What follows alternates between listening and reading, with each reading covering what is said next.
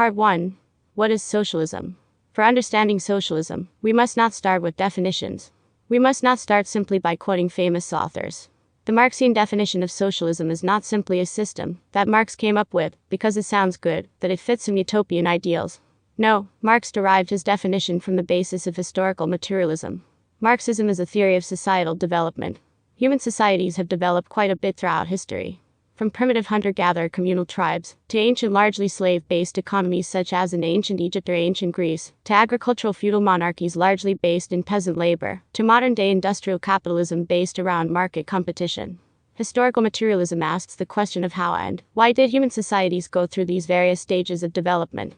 After Marx answered these questions, he then performed an extensive analysis of the capitalist economic system in his magnum opus Capital. Despite common misconception, Capital was not simply written as a means to criticize capitalism. Marx's purpose for writing Capital was to understand the laws in motion that drives capitalism, so that he could then observe how capitalism is developing. With this knowledge, and his knowledge of how past systems developed, he could thus not only understand how capitalism functions today, but also where it is going, how it is developing, and thus, what sort of new form of human society might follow it in the long term. This is important to understand. Marx's definition of socialism is not subjective. It is not something that simply sounds good.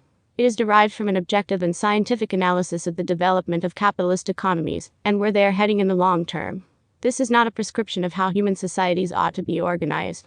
It is a description of how human societies are developing. These are observations, not tenets.